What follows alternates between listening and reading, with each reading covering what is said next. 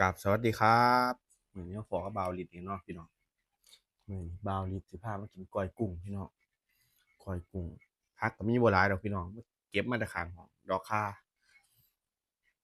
ากับใบมะระพามาต้องเอาลายเลยพี่น้องกับบาวลิดคำยังไงด้วยพี่น้อง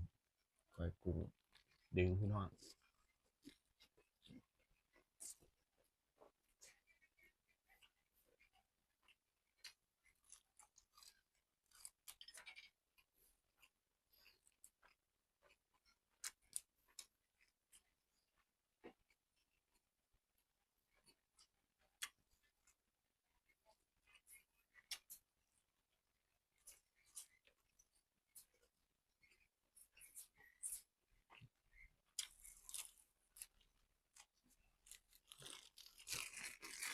ผักพี่น้อง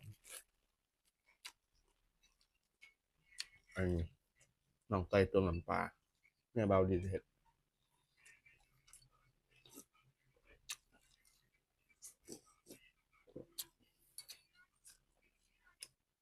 นี่พี่น้องคือคักเนาะ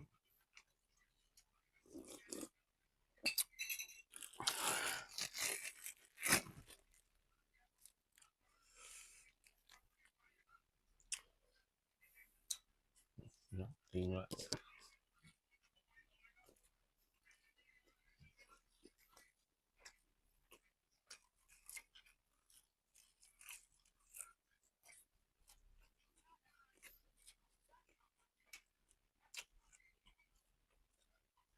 ไปกินโดนเลยพี่น้อง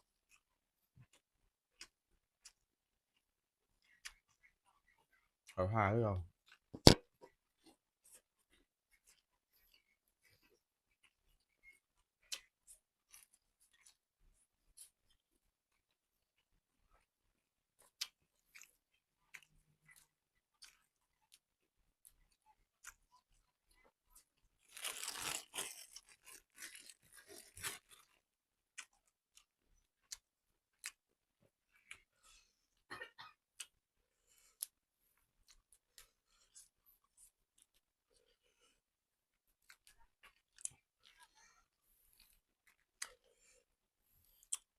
มันจำแพงอยู่ที่เด็ดนะ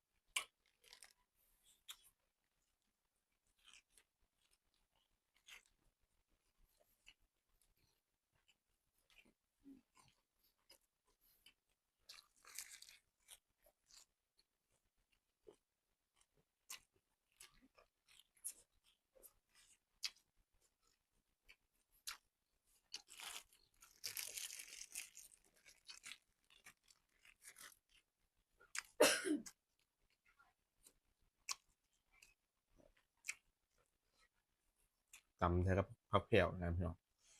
อุ้ยครับมาเด้อพี่น้องน้องอย่าลืมกดไลค์กดแชร์ให้บาวดีเด้อกดติดตามไว้กดกระดิ่งแจ้งเตือนไว้เพื่อจะไม่ได้พลาดคลิปใหม่ๆของบาวดีนะพี่น้องมา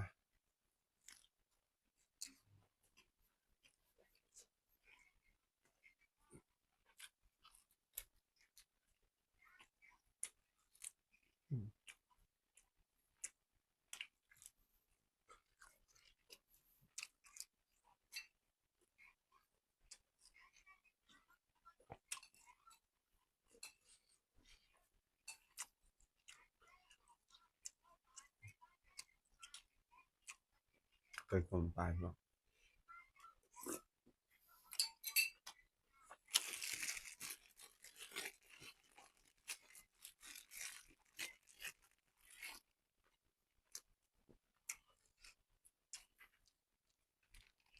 ขอทาครับ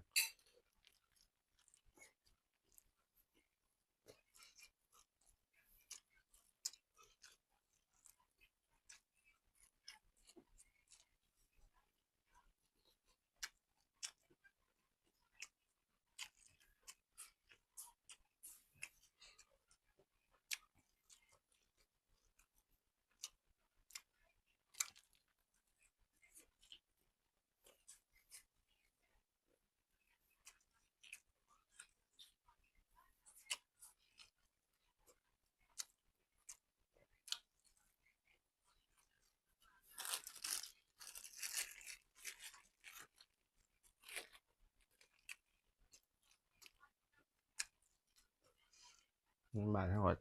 จับเอาอย่างนี้นะพี่น้อง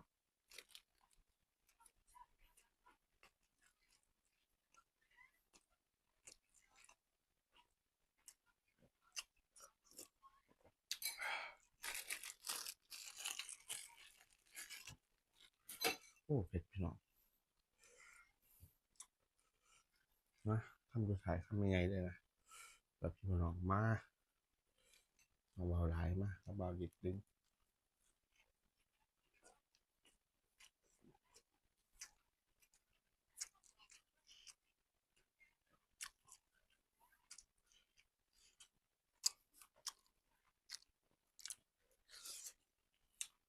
มันเบาลีขอตัวได้พี่น้องไปก่อนเด้อมัน